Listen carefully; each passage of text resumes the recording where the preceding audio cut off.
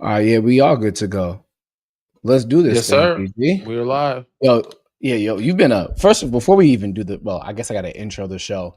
Welcome into Inside Yeah, the Green Room, got to do that. by presented by Fanduel. Make every moment more. He's Danny Green. I'm Chill. Harrison Sanford. This is our Wednesday evening recap. A lot went down in the National Basketball Association. Danny, you've been a busy man, On my dog. Grizzly, bro. On my Grizzly. I love to see it. I love to Yeah, see it. working. You were on Spectrum last night. You were on NBA Today earlier today, and you did NBA Today earlier, and now you're doing the pod after watching a Wednesday of games, and you were on NBA TV today, 2 days ago too. So keep Yep. working, my friend. Those Yeah. bills don't pay. Them bills don't pay themselves. You Somebody got to got to keep the get that. lights on. Somebody got to keep the lights on, brother. What are you talking about? Indeed, indeed. We appreciate everybody who is now watching us live on X or on YouTube. For those who are going to listen or watch the pod tomorrow, we appreciate you as well.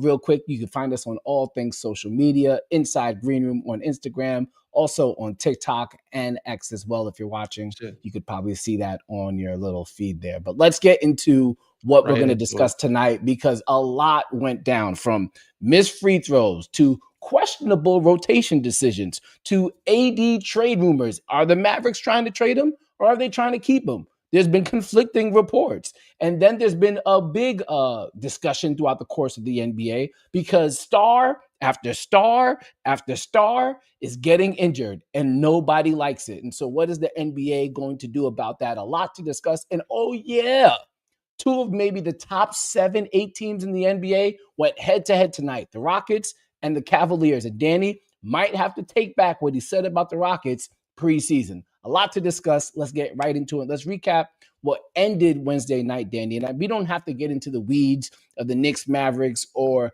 the Blazers and the Chicago Bulls, but I do want to isolate what happened towards the end of the game. Landry Shamet missed 2 free throws. Jalen Brunson missed a free throw. I believe in the Yeah. Portland game, Jeremy Grant missed a free throw. Because there was a missed Blazers free throw at the end of the game, Nikola Vucevic was set up to hit a game winner, and he actually did that. Bulls pulled off the win after choking a double-digit lead in the fourth quarter.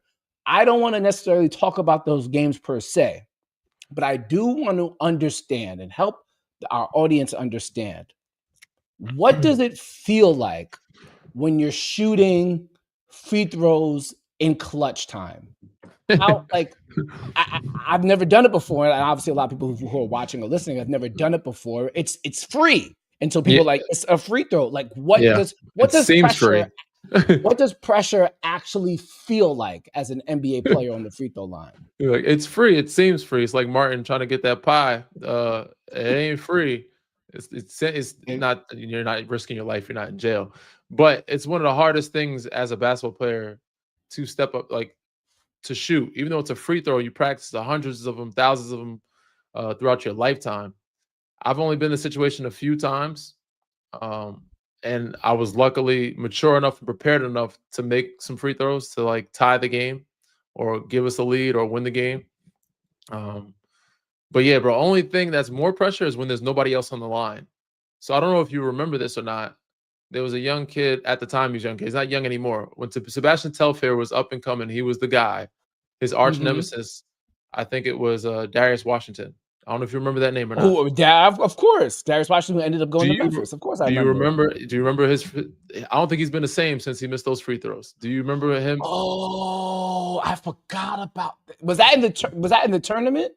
No, it I'm wasn't in the not tournament. sure. It might have been like their No, conference, their league tournament or something. no, because To didn't go Bassett to the go straight? tournament. Didn't Bassett Uh, go straight from the Basketball was league? straight from high school. Yeah, basketball was Yeah. straight from high So, school. But he went in he was in college, so he went to Memphis for a year, oh, and okay, he yes, had 2 free throws to win the game. I think he missed the free throw and fell to the ground, and I don't think many yes. people. I seen him play overseas, so he was still a killer. He still was nice, but nobody heard from or seen much from him since then because it can make or break you, bro.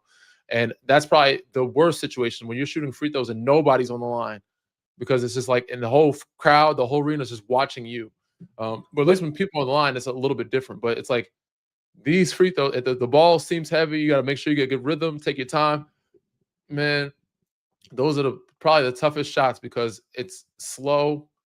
It's everyone in the building, the arena, TV watching you. and your whole team is depending on you to win the game or tie the game. So it's a lot of pressure. It seems free and it seems easy, but it's not by any means. It's probably the hardest free throws you'll take or hardest shots you'll take in any type of game. So let me see if I can characterize this in what you're saying. So do you feel, or have you felt, or have you heard that it feels like you feel heavier, like, You or do try you not to feel think about it. or do you You try feel not to think like about it, but you can't help but to think about it. So your mind feels heavy. Like when your your mind mind feels feels almost heavier, like schizophrenic, almost like? yes, like an outer body experience type of thing. Does that make sense? Like I'm trying to compare it to like one of the toughest games that I had to play was when we had the Kobe tribute at the arena, and Mhm. like every basketball that I shot, I didn't feel like I was in my body. Like the ball felt heavy as shit. Like I didn't feel I didn't get rhythm, good catch. It just because so many emotions, so much adrenaline, every shot did not feel normal. And I guess Mm. the free throws at that time, depending on who you are and how you handle a situation, if you've been in a situation before, if you haven't, that's the situation where it's like, damn, you feel like you have no real control over your body or the ball at that moment for some odd reason. But yeah, bro, I'm trying to give you an analogy that will better suit or fit this. The weight of the moment it puts on your mental, which then said puts it on your body and hands, where you just don't feel comfortable. It's a very Mm. unsettling feeling. It's a very said you just don't feel like yourself. You feel like damn. You know what I'm saying? Like I don't know And if you I'm know, really shooting these. You're just thinking about it the whole time. But the guys that knock it down, they've been in a situation before. They know exactly what's to come. I said I've been in a situation once. We were down 3 to New Orleans. I had to make all 3 free throws. I mean, I've probably been in more than one time, but that's the only one that comes to mind that I remember vividly. We were mhm. down 3, and I think we were down 2 or 3. I had 3 free throws. I had to hit all 3 to either go up 1 or tie the game. I had hit all 3. I think we still end up losing the game because AD got a tip in like off a free throw. Like we ended up fouling them. AD up getting like a tip in dunk or something like that, or a tip in layup for the game. And I Mhm. think we were up 1. I think I hit the free throws to put us up 1 or 2. Or yeah, I think 1. I'd have to go back and check. But yeah, man. Again, I saw this situation when I think it was Julian Champagny against the Lakers, and it's like, oh, he's a really good shooter, but I don't know if he's been in a situation before. Like he Yes, might I miss remember one of that these. game. I was Yeah. like, he might miss one of these. And sure enough, I was like, damn, he's gonna learn from it. Glad he got it early in the season. He's gonna learn from it. He's been in a situation now before. So end of the season, you better believe it's in the back of his mind. Every day he's at the free throw line now. When he shoots those free throws, he's preparing for as if it's the end of the game. We're down 1 or we're down 2, and I gotta make both. And like he's locked in now. So it takes for you to fail, for you to like really hone in and lock in on it to be prepared for that next time it comes around. I feel again, for those who are catching us streaming, we're talking about the free throws that were missed down the stretch. 2 from Landry Shamet, 1 from Jalen Brunson, and I don't want to keep saying it wrong, but I believe it was Jeremy Grant who also missed one in the Portland game that resulted in Nikola Vucevic getting an opportunity to win the game with the game-winning three-pointer. Want to get into the AD trade conversation? Want to get into Rockets Cavaliers? Want to get into the NBA injury bug situation as well? But one more thing, as we're kind of talking about this as well. Yeah, 2 more things actually. Number 1, it does make me think about how difficult maybe the bubble was because things were not normal. It's not a normal shooting environment, and like And that's why it was you weird for don't me. you don't hear the crowd cheering. Yes, it felt like, yeah, you don't hear the crowd cheering, and so like it's a different dynamic, and it makes me just think of like how difficult that could be. I always used to think, Danny, I remember thinking about this when you played in Philly and Ben Simmons would have to take clutch free throws. I always thought about it like, yo, I understand the fans want to be quiet, right? They don't want Yeah, to make but that noise. makes it But, way more when y'all go dead silent, now it makes the free even throws more feel a lot pressure. worse. If y'all would Even just more pressure. yeah, if y'all would just keep talking like you were, it'd be all good. It's one of those things where people think like you're wide open, you're supposed to make it. When you're wide open, that's when it's probably the hardest shot, the most pressure. Like some of the hardest shots or the most pressure shots that we've taken is when somebody makes an unbelievable pass to you and you're wide open on the behind the arc. It's like, damn, I got to make this. Or you're wide open because you're wide open. You're supposed to make it. So you like unnecessarily put extra pressure on yourself when you're in that moment. And it's like, so some people play better or make shots better when they're contested because like, free spirit. They're not thinking. They're just like, F it.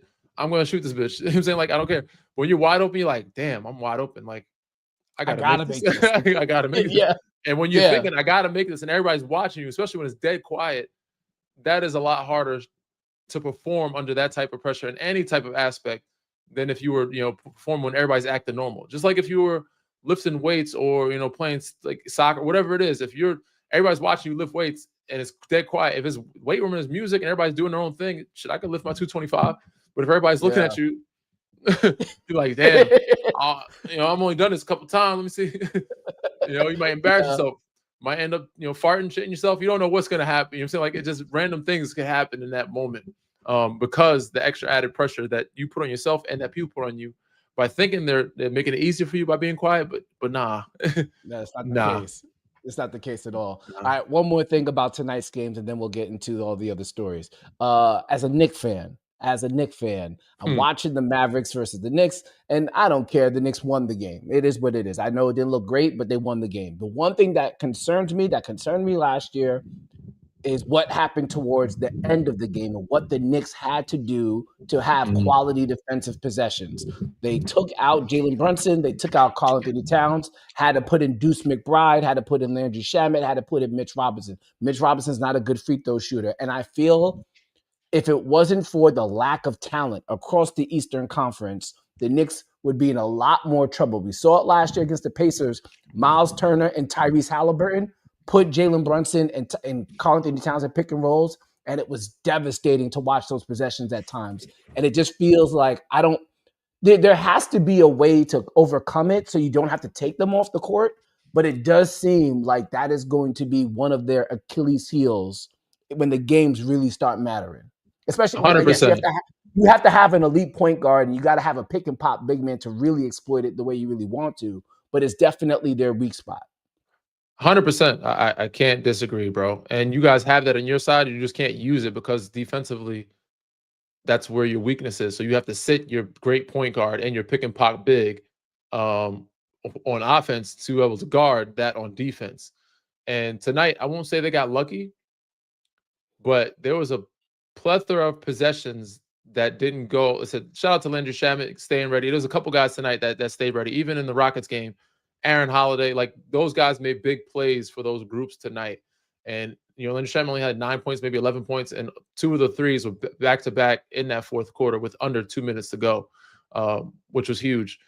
But the calls, the free throws that they missed, the calls they got, even that offensive hook call, bro, you know how many times people do that in the league? That's every possession. Every superstar, every possession, there is a chicken wing hook that happens. For him to call that at the end of the game for the game tying basket, I said, you don't call that call, man. That's unbelievable. I'm not saying that they would have won overtime, but they would have won.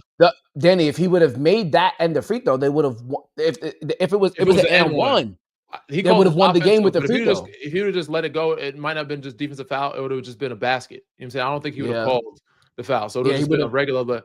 So it would have been a tie game. I don't know if they win in overtime, but it definitely puts y'all in a different type of situation. And said because it was a kid that wasn't a star and that hadn't have a name, he got that offensive foul call. If that's Luka Doncic, if that's Austin Reeves, LeBron James, even if it's Jalen Brunson, they're not calling that foul, man. That was uncalled for. It was unbelievable. But hey, you got the win. You're surviving without OG right now.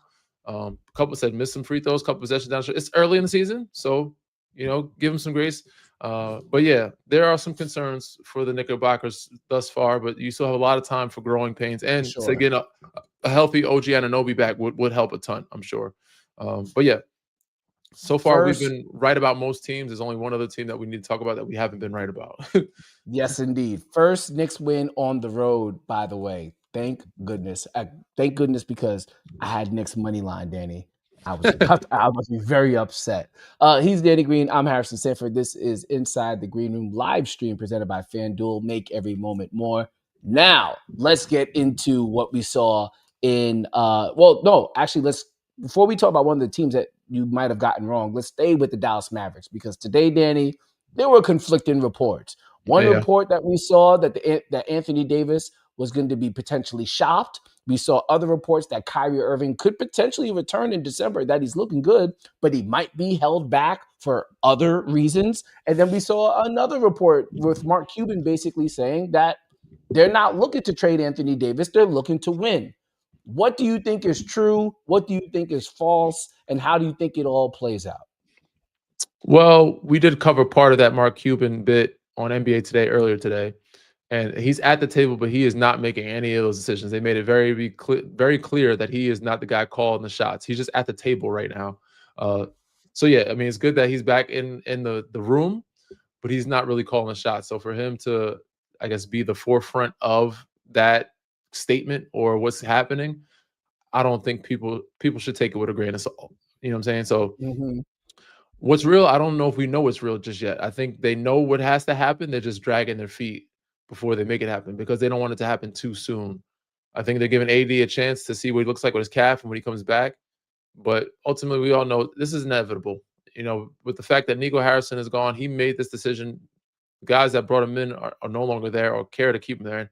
He's not staying healthy. He's not in great game shape right now because of his injuries in the offseason. We had to get surgery on his eye and his calf during the season. So it's like hard for him to stay in shape. So yeah, and Kyrie's not there right now. Like he's not going to be there for who knows how long. So if they're not together on the floor for a while, this is an experimental. Let Cooper Flag continue to play point guard type of season. Let's play him at every position. Let's figure So now out we're what he going. can grow So into. now, so now you're back to the mindset. But you and I talked about this, and I was adamant that they shouldn't. And I think you agreed with me too. Eventually, that they shouldn't have Cooper Flag play point guard if they were No, intent on winning games.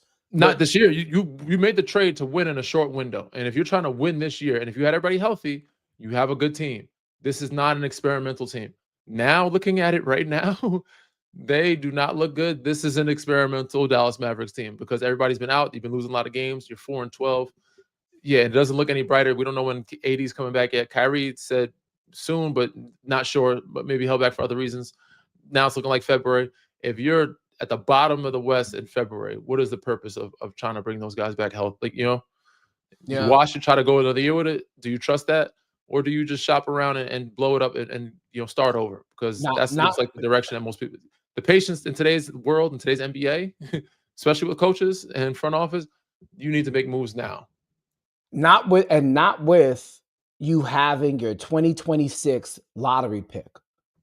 You own your 2026 first round pick in what is being seen as a very good draft. And we also seeing, Danny, how much having youth and depth really matters across the board with all these injuries that are coming about. Yeah. You gotta Yeah, you it's got you it's gotta make necessary. I said when we remember you talked about Dylan Harper and De'Aaron Fox and Stephen Castle as too many guards. You need that many guards. You need that many because of injuries. You know there's going to be at least one or two injuries on one of those positions, every one of those positions. Like whether it's a guard or wing, like you need a plethora of multiple wings. You need multiple bigs. Wemby's out. You need Cornette. You need Olenek. You need Bayamba. Like you need depth at those main positions because how long the season is and because how many injuries happen. So it seems like it's necessary now to have at least a solid 10 deep. It can't be like, oh, we just trust our 7-8. Nah, nah, you get two not this injuries. NBA. Two injuries. Now your rotation's down to 6. You can't win like You're that. cooked. You Yeah. cooked. Yeah, it's a new NBA, that is for sure. I want to get into the injury bug in just a moment, but while we're on the topic of one Anthony Davis, we might as well talk about Let's talk about it. where you would like to see him get traded. So I'll give you the floor. You don't Yeah. necessarily have to put them in order. You could if you Nah. want, Nah, but it's the cool. five teams that you think would be the best fit for Anthony Davis. Now, if they were fully healthy, I love where he's at in Dallas. The front court that he has alongside him would be great if he was healthy and if Kyrie was healthy. I would still want to see what it looks like. It still may not be great when it's all put together. It might not be up to my expectations, but I would love to see it. And I think looking at it from a roster standpoint, just looking at the roster, it looks like it's a really good contending roster. Mm-hmm. But with that being said, I picked 5 spots that I think if and when healthy, AD would be a great fit for those groups. And this is a Okay. healthy Anthony Davis, that teams that could really use him. We spoke on the pod previously a couple weeks ago, I mentioned Boston. So we'll put Boston on there. That is a group when Jason said this year they're not having it this year. AD can kind of rest, rehab, but get reps, rehab, get in shape, get a feel for the system, and come back next year with Jason Tatum, Jaylen Brown, and him. That is a monster squad to have. If you could somehow try to keep Derek White, you have to probably get rid of Pritchard. You're not keeping Derek White in that scenario. Maybe not. Probably got to get rid of Pritchard and some picks, and maybe somebody else. I'm trying to think who else on that. You probably have to get rid of both of them, but Pritchard or Hauser. Hauser makes a decent amount of check, and it's probably gonna be two or three guys you have the package. I understand that from roster standpoint, from cap standpoint, it's hard. They don't have enough pieces to make it happen. I understand. Well, I understand it from the sake of you want to be able to put Jason Tatum and Jaylen Brown back in a winning situation. I would say though, my two hiccups with that scenario would be number one, Anthony Davis isn't a floor stretching big. He's not even Al Horford. He's capable. He's not Al Horford, but he's capable. But he's a lob threat. Robin Williams, remember, we forget how effective Robin Williams was before. He was blocking shots. AD needs to be the rim protector, blocker, lob threat, rebounder. And then at times, he's capable of shooting the three, though. Like, he just has to work on it. You know what I'm saying? And they're willing. You know what I'm saying? They don't mind that you're missing. He just has to be willing and able to shoot them. And he'll probably make more. He stopped shooting. Yeah. He shot well when he played with us. It's not like he's not capable. He has a touch. He did. In New Orleans, he shot threes. He shot just well. It's a confidence thing. And that's the best place to build confidence from three. Because you know why? They take 60, 70 of them. And they don't care. That's true. They don't give a damn. And then the other opposition I would have to that as well, if you are Brad Stevens and you're thinking about iteration number 3, this is the third iteration of the Jason Tatum, Jaylen Brown era, I would want to, especially with how much money they're getting paid, I would want to lean young talent. I would hope Absolutely. I would want to draft our next superstar. But I understand what you're doing. 100%. Now, granted, these are places I like for him. I'm not saying I like it for these places because these places, it's a risk. You don't know. I'm saying a healthy Anthony Davis moving forward, which we know that's a risk that more than likely it's a tough risk to take. It's a tough risk to take. And most people know he's going to get an injury at some point. You know what I'm saying? Yeah. But I'm just saying a healthy Anthony Davis scenario for these groups, he would help them tremendously.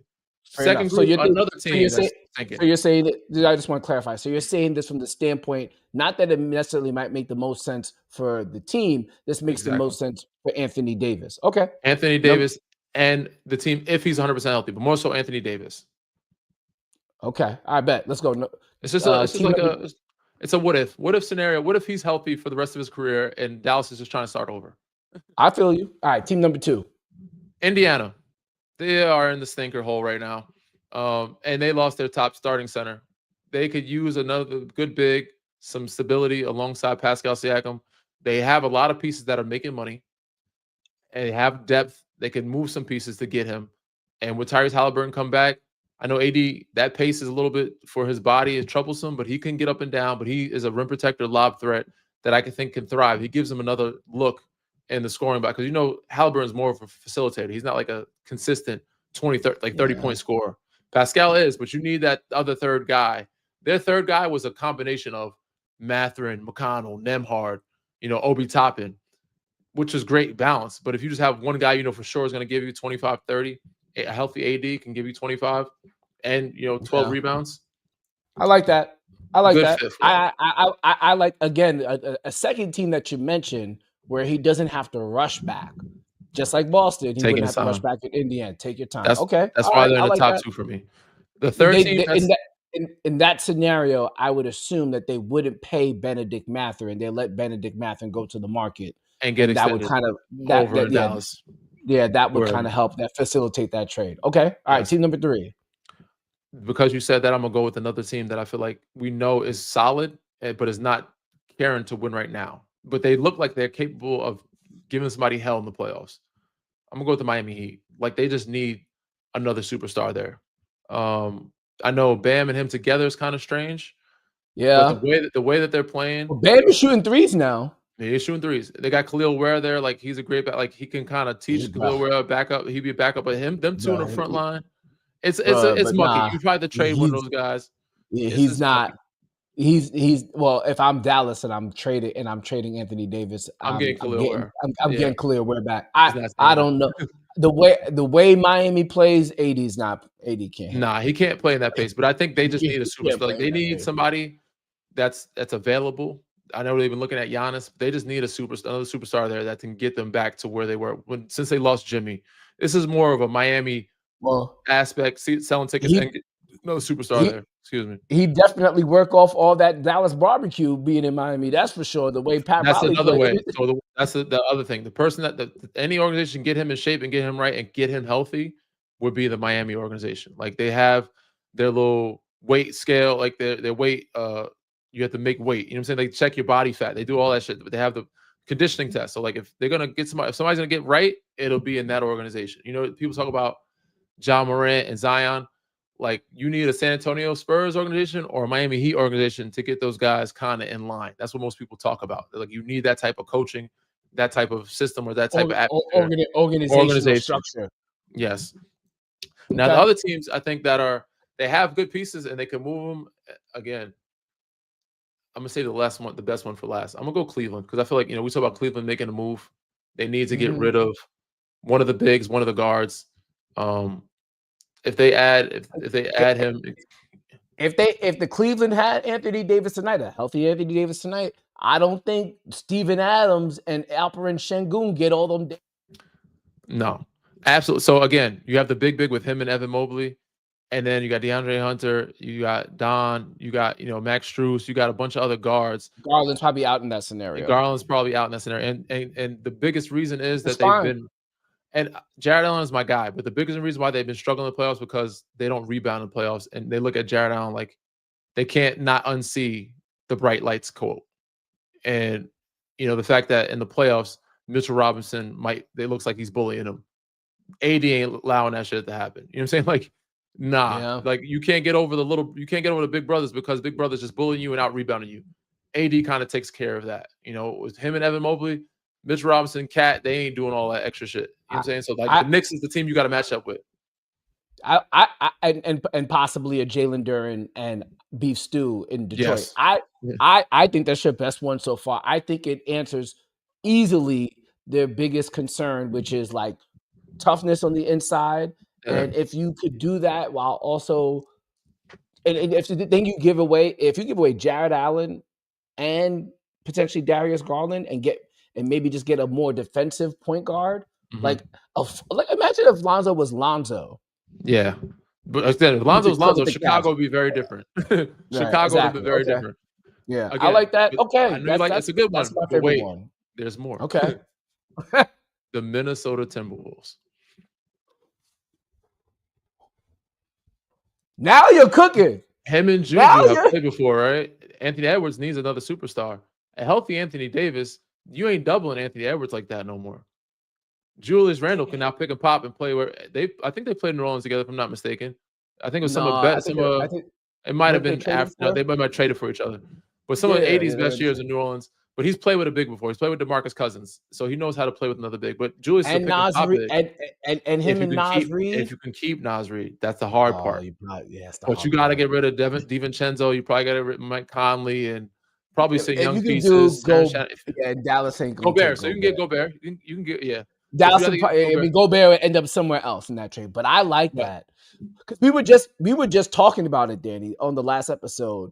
Rudy Gobert is so good, but he has terrible hands. And sometimes Anthony Edwards gets double teamed, and he's like, "I gotta dump it off to Rudy." Or Julius Randle gets in the paint, I gotta throw it up to Rudy. Gonna do it. He might lose. Mike Conley, I gotta give it to Rudy. Or Rudy has a small on him, and you're like, "Yo, we gotta throw it to you. You got a 6'1" point guard on you. You gotta turn around, jump hook him to death, and Rudy misses the layup because he has bad hands. That would not happen anymore with 8.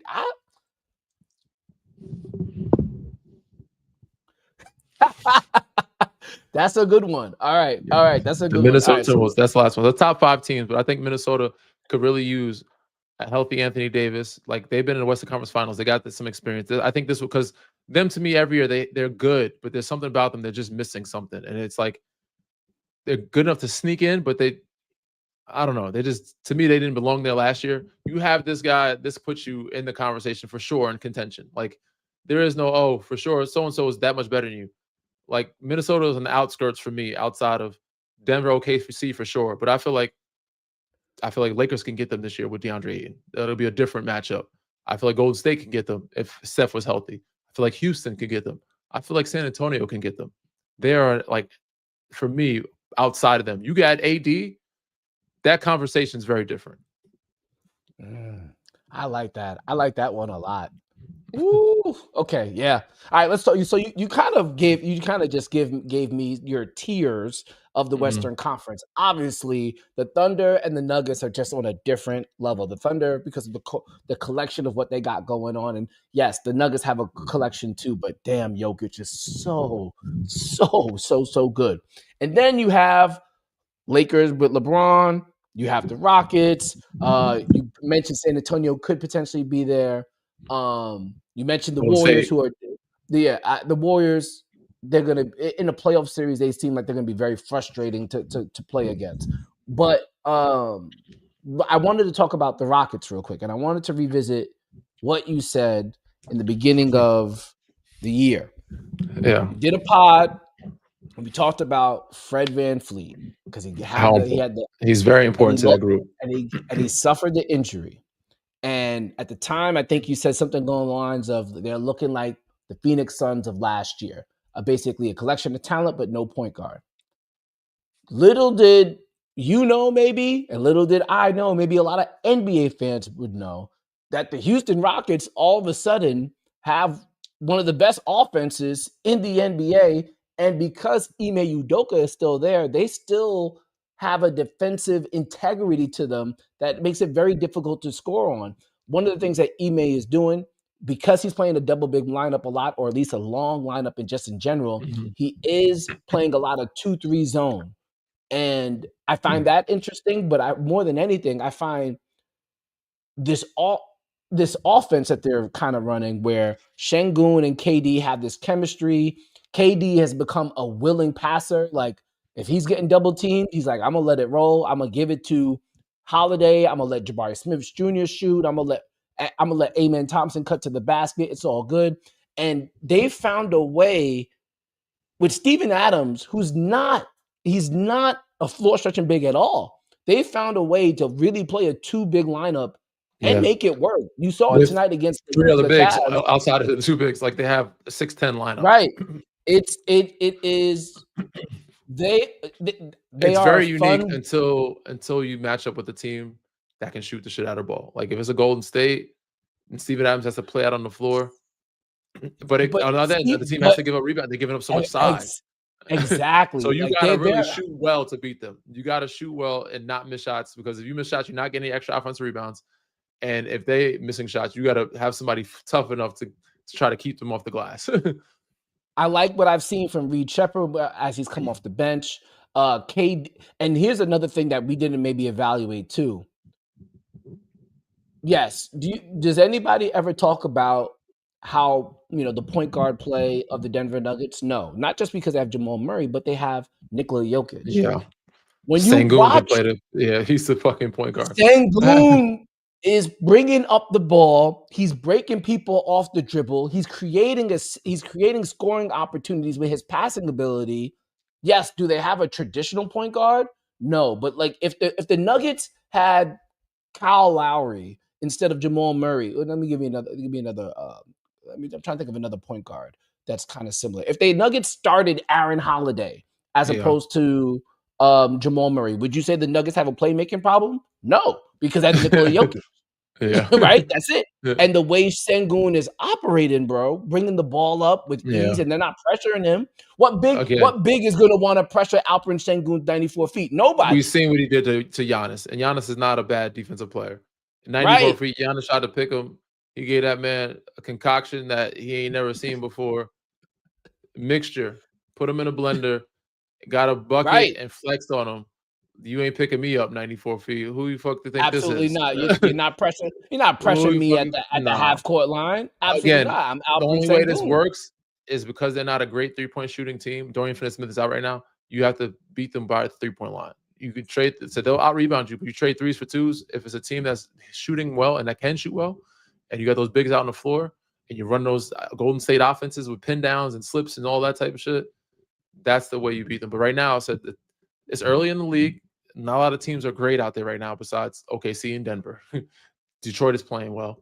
But they're able to match up with any of those groups right now because I said there's nobody that's out there that's shooting unbelievably well or have that type of offense where it's all 3-point oriented, unless it was Boston of last year, So right. Boston from last year might have just shot them out the gym, right? Porzingis, you know what I'm saying? Al Horford, like the stretch shooting bigs, and they could rebound too. And then you got the guards that you have to guard. Like, again, I was wrong. I thought Fred was a big hit to them. Shepherd is coming along; he's playing better, but they figured it out. They're not the Phoenix of last year or of this year. They're playing really well, and they're finding ways to win games. And also said start their offense, and not only start their offense, have one of the best offenses in the league without a real true point guard. It's impressive. It really is impressive. And I find them as one of my most fun watches because of Ime Udoka and the way he demands that they play hard every night. It's one of the reasons why I enjoyed watching the Knicks over the past couple of years because Tibbs had them boys playing hard. Win or lose, they were going to play hard. The Rockets are one of those teams that you watch almost every night and you know they're going to play hard. I really appreciate that. And I will also say this too, Danny. While we, in preseason, when we heard about the Fred VanVleet injury, we were like, let me go to the trade machine. Let me see what the Rockets can do. Yeah. I think they just waited out, bro. Don't let Fred come back. Keep the group. Yeah. The group. And the thing, and you don't necessarily have to worry about, we got to capitalize on this KD year. You do, but you got another year for them. You got another year with them. And you got draft. You still got draft capital. Yeah. You still got youngsters in draft capital. And honestly, if KD wanted to, if he has a type of game where it feels like he could probably play 4 or 5 years. Especially with that group, he can, because there's not a lot of pressure for him to carry a huge offensive load to bring the ball up. He just has to get to his mid-range, get to his little Carmelo spot in the post, and then pass out a double team.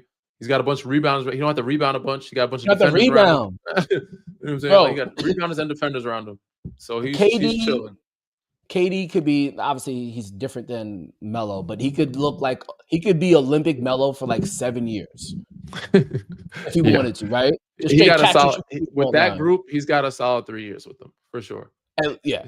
It's gonna be fun to see. But with that being said, one more thing on the Rockets. They are playing against the Nuggets on Friday, NBA Cup game. Real quick, and give real quick 3 keys to that game. For both teams or just in general? Just give me in general who wins. I got Denver winning because, I'm gonna give the keys for Houston. If Houston wants to beat Denver, they have to, 1, stay out of foul trouble. That's the biggest thing. Jokic is so smart. He's going to get one of those, like either Sengun or Steven Adams. He's going to try to play one of them off the floor to get him in foul trouble where you lose one of your bigs.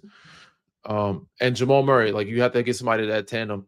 You have enough size, not to say neutralize Aaron Gordon, but to keep him off the glass. But with the way he's shooting threes, he's the guy that's going to be hard to stop. He's going to be a factor. He's going to be hard to stop. He's going to be a big factor in that game. You can't stop Jokic. You can't stop Aaron Gordon. You got to limit Jamal Murray. And you got to play Jokic without fouling and just rebound. And for Denver, it's the same. You just got the rebounding game. Whoever wins the rebounding game is going to win the game, in my eyes. Then the Rockets are probably going to win. Amen Thompson. Not if Jokic gets motherfuckers in foul trouble. That ain't no rebounds. He's getting 50-point triple doubles. If he's getting 45, 12, and 13, and he's shooting 80% from the field, there's not many rebounds. And he got your big men in foul. Both those guys with 3 or 4 fouls are like. It's going to be interesting to see. I'm going to be curious to see if Ime Udoka does what Ty Lue did a couple weeks back when the Nuggets were playing against the Clippers. Ty Lue said, "Yo, I got to reach Zubac. Zubac is huge. I let just him guard play him one-on-one and make him score 55. Again, if Clippers had a better team, they might have won the game. Houston has a better team, so they can probably do this I put Adams. philosophy and win. I put Steven Adams on him. Say, yo, go And ahead. mix it one. Steven Adams, take your time and then take turns. Y'all go 1-on-1. That's it. Make him score every time. Because every time he scored 50, they were 0-4 up until they played the Clippers. And they beat the Clippers because the Clippers are not the Clippers. They're No, not they're very not. good this year. They're not. We do got a question in the chat that I do want to ask you before we get into the NBA injury bug. Real quick, where do you think Klay Thompson will get traded to? Ooh. You know, before I'll let you think. I will point out something. You know what's interesting? I saw a quote from some. He's a pretty fair deal too right now. He's a pretty fair contract. His contract's not that expensive. I saw it on so somebody mentioned it on. I think goes out. He might end up media. in LA, bro. He might end up in LA. There you go. You got it.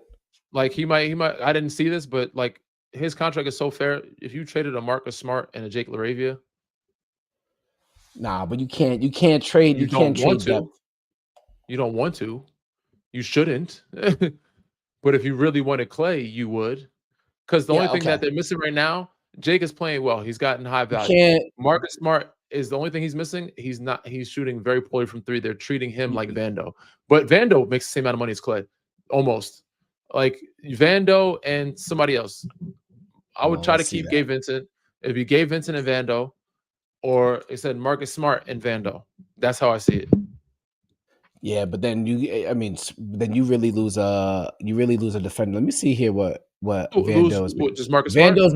Vando's making 12. He's making 12 million this year, and then he has a player option for 13 million next year. Yeah, I don't. Clay's making 17. Clay's making more than that. 17. So you add Marcus Smart. So you might be able to make that work. You might be able to make that work. Clay's yeah, I mean, I guess that's. I mean. 17. Yeah, I guess that's not. I guess you could make it work if you wanted to. That would be quite interesting. That is for sure. All right, let's get into this other thing that happened in the NBA today. And Danny, I will say the NBA ratings. It made me smile when I saw that the ratings were the highest it's been over the past 15 years, over the first 30 days of the season or whatever it might be. But then I got disappointed when I kept on seeing so many different injury reports that were coming from Shams and team accounts. This player with the calf injury, that player with the calf injury, and I pointed out to hamstring, groin.